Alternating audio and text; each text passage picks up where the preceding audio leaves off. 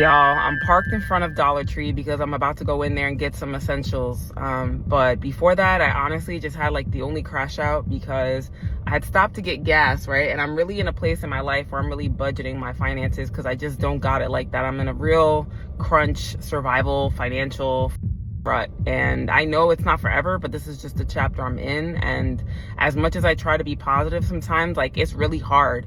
It's really hard to be in a financial like survival mode when you don't know what your next move is. You don't know where your next resource is coming from. The cost of existing in America, how survival became a luxury. You ever sit down, look at your bills and just laugh? Not because it's funny, but because crying feels like losing. Do you think corporate America really cares? I mean, I would say it would be an obvious answer that they don't. Do you trust Congress to save us from all of this, to actually have our best interests at heart and look out for us when it comes to our own job market? And the fact that unless you're a fool, you realize we've been thrown overboard for 40, probably longer than that, 40 plus years. We live in a country where the cost of simply existing is now a full-time job. Every breath, every light switch, every loaf of bread comes with a price tag. They told us work hard was the ticket to peace, but now it's just the entry fee for more debt. The truth is we aren't living anymore. We're renting our right to stay alive. Survival is now a privilege. Let's start with the numbers. I just came across a crazy site from MIT and I wanted to share it with you. So MIT basically created a living wage calculator. You can go find it at livingwage.mit.edu, where you can search your exact area and find out how much you need to make to survive in your area, and also compares it to poverty levels. I live in a really high cost of living area, so my numbers are probably going to look different than yours. But look at this chart. This is insane. The minimum wage in my area, I live in Virginia, is $7.25 across the board. No matter how many children you have or what you do, the minimum wage stays the same. Look at what the poverty wage is. It's higher. What they do is they take a look at everything and see what it would cost for a full-time worker to pay for everything they need. Let's take a look at where I live. So in Lucas County, Ohio, a living wage for someone with no children is $19.28 an hour. The MIT Living Wage Calculator says in 2025 you need $25 an hour in most U.S. states just to cover food, rent, and transportation. Yet the federal minimum wage is still stuck at $7.25 an hour. 64% of Americans live paycheck to paycheck, guys. Seniors have to choose between meds and groceries. Parents are skipping meals so their kids can eat. And the media calls it resilience. Resilience. That's a fancy way to say you're suffering well. Keep it up. We've normalized exhaustion. We celebrate burnout like it's character. Meanwhile, the rich are cashing out on our survival. The nickel and dime economy. Ever notice how everything is a subscription now? You don't buy, you rent your existence. Your car wants a monthly fee for heated seats. Yo, we're in a Toyota 2025, and we noticed that on the screen, you can't use navigation unless you pay a subscription fee for it, right? Which is insane. Like, you can't just hook your phone up and use navigation on your phone. That's free. So we looked at the subscription fees, and it's $15 a month. It's also $15 a month to stream music to the actual screen in your car. Okay, together it's $25 a month. Then I also saw somebody on a forum say it's $8 a month to be able to see your oil level and your tire pressure. Bruh, look at this. Hey, man. What kind of hell? To use the car. Basically use the car. And the key fob. The car's like $40,000. Oh yeah, remote start. You have to literally pay a subscription fee to get remote start. The vehicle is capable of all these things. What the fuck reality are you living in? To use them. Your phone apps charge for breathing room and groceries. Shrinkflation means you're paying more for less. Cereal boxes with air, toilet paper rolls that look like mini samples. They say inflation is cooled, But the truth is, corporations just learned to hide the theft inside of packaging.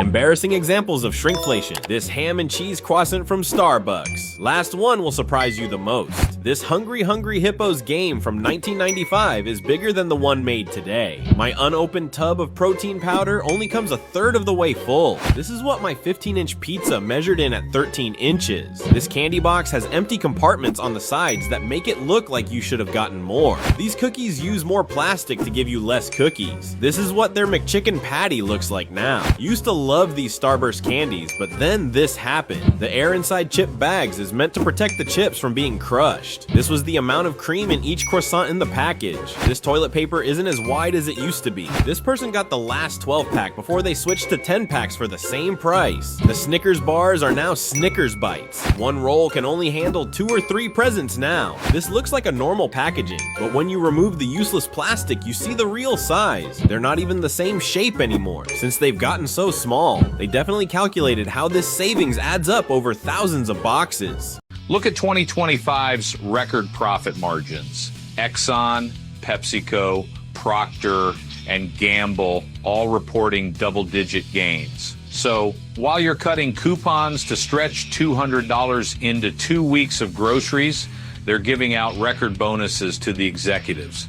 They turned existence into a subscription plan. You don't buy food, you lease calories. The rent trap. Let's talk about rent, guys. The average 2-bedroom apartment in America is now $1,800 a month. That's up 32% since 2019. And that's if you can even find one.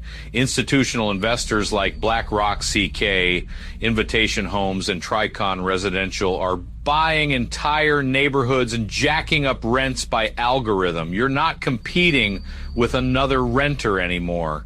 You're competing with Wall Street's data model. The American dream used to be a house. Now it's a 1-year lease with no repairs, mold in the ceiling, and a landlord who lives 3 states away. We used to say, one day I'll own something. Now we just hope not to get evicted for existing. All right, little update on my rent being increased to $3,400 a month, living in this little studio. So am I going to resign? No. I'm realizing my husband and I can never break up because, baby, I don't have any idea how I would be able to afford rent now. I've been living on my own since 2017. Like, I've rented apartments since 2017. And that to me is really not that long ago to be able to say that rent's doubled in some of these apartments. Like, I remember paying the majority of these apartments, and some of them have already gotten to almost $1,400. How are they justifying that? Like, how are they justifying that big of an increase?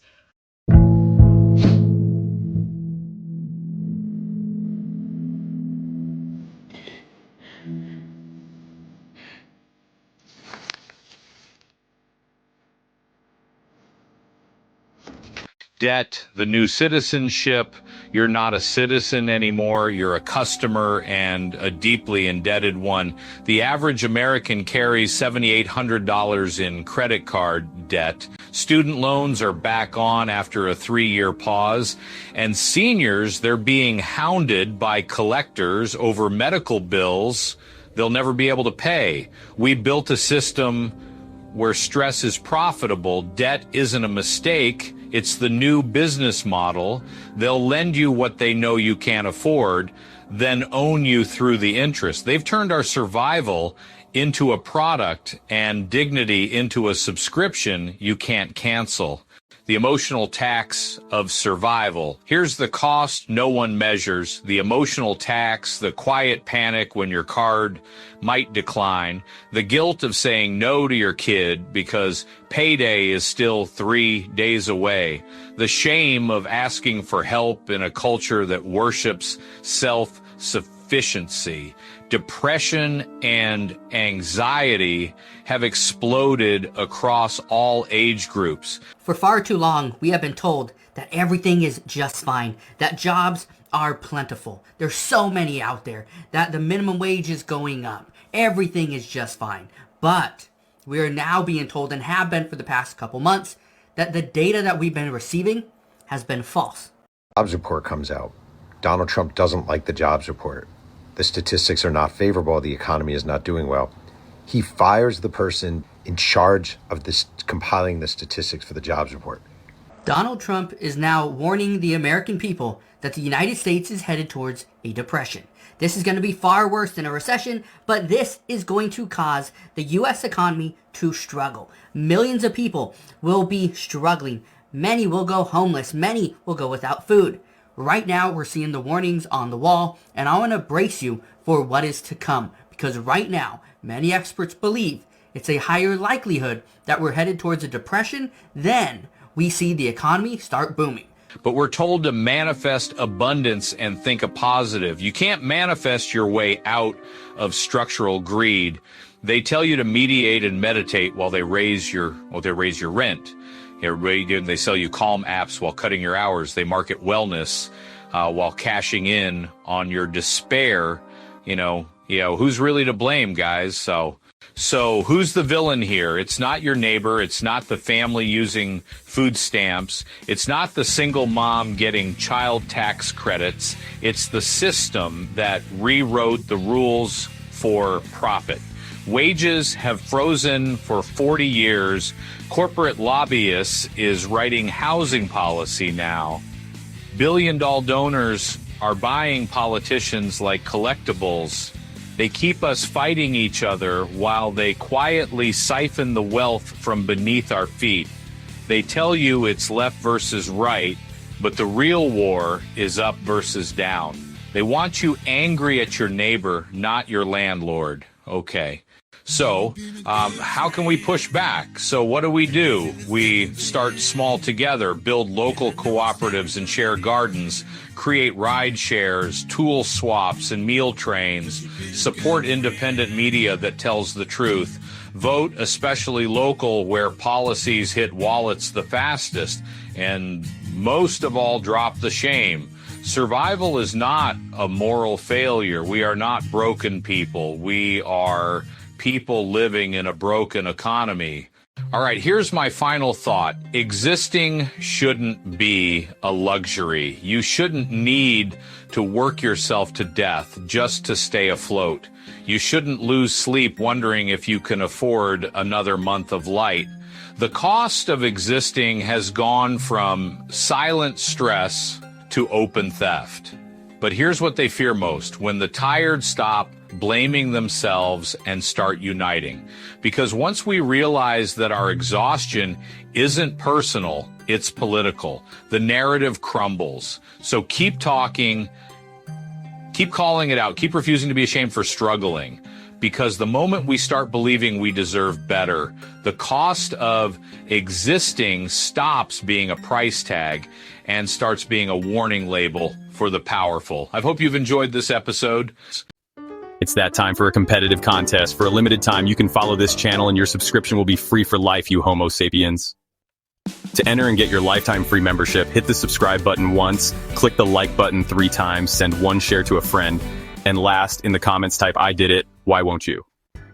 Back to our story, kids.